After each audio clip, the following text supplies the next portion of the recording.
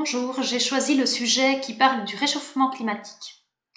J'ai donc pris connaissance de deux articles de presse qui ont été publiés dans le journal Libération à 2 jours d'écart, à savoir le 15 décembre 2003 et le 13 décembre.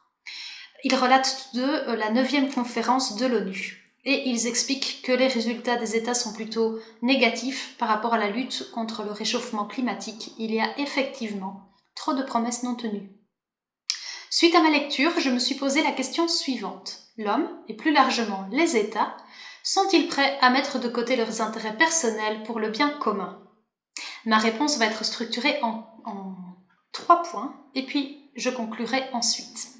La première partie de mon exposé va essayer d'aborder la thèse que oui, il existe une culture écolo, et les États veulent vraiment lutter profondément contre le réchauffement climatique. Dans un deuxième temps, j'envisagerai non comme réponse à cette question. Les États ne sont pas prêts.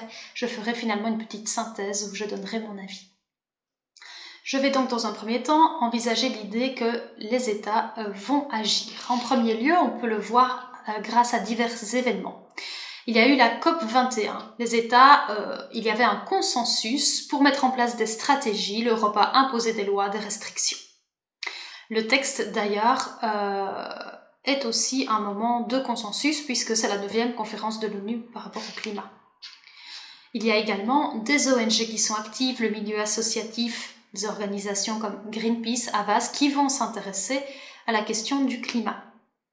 Il y a aussi, à plus petite échelle, des associations de quartiers, de villes, de villages. Je pense par exemple au film Demain, où on peut voir des citoyens, comme vous et moi, qui s'activent à leur petit niveau. Nous sommes en plus dans un monde globalisé, et j'ose penser qu'il y a une espèce de terreau commun culturel écolo. En deuxième lieu, on peut voir cette implication des États à lutter contre le réchauffement climatique à travers la politique.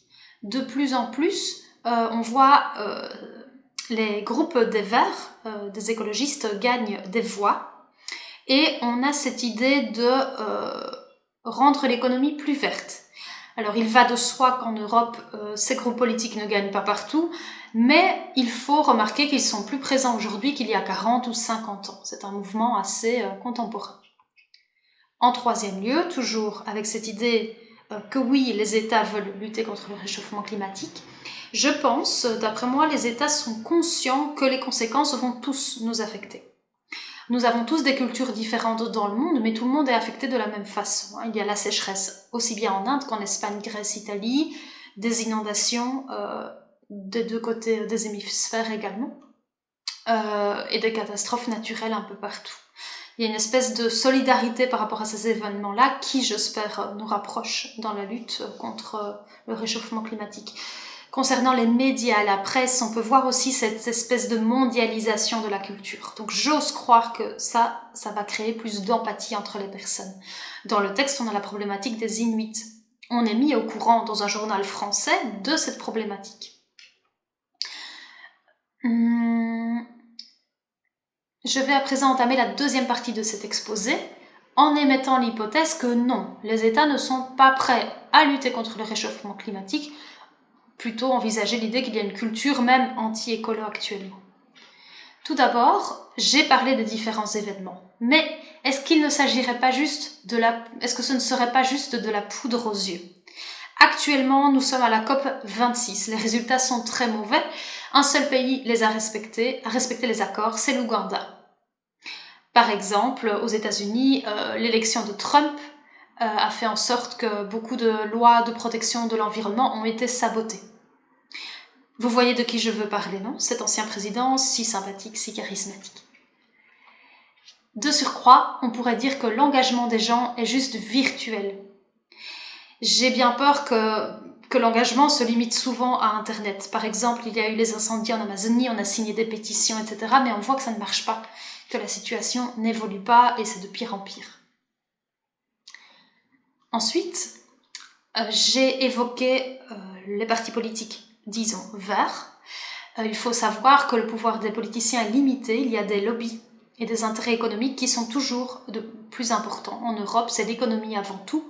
On a eu beaucoup de périodes de crise. On voit qu'il faut relancer l'économie à chaque fois et souvent au détriment d'une vision à long terme et au détriment de l'écologie. Les mandats, pour moi, des politiciens sont trop courts et donc ça ne joue pas en faveur du climat. J'aimerais évoquer une possible solution, que diraient les Européens, de l'idée d'avoir une instance politique indépendante pour s'occuper du climat et de pouvoir imposer des amendes aux pays qui ne les respectent pas.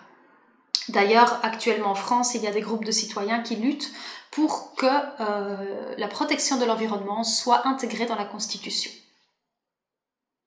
Enfin, selon moi, il y a trop de désaccords et d'enjeux économiques. Dans le même ordre d'idées, on voit que l'idéal écologique ne correspond pas à l'idéal économique capitaliste. Dans le texte, on voit le cas de la Russie qui n'a toujours pas rallié le protocole de Kyoto et qui se fait désirer. Il est donc difficile d'attendre quelque chose de pays qui ne sont pas démocratiques, et je dirais même de nos propres pays, même si on pourrait considérer qu'ils ne sont pas entièrement démocratiques non plus.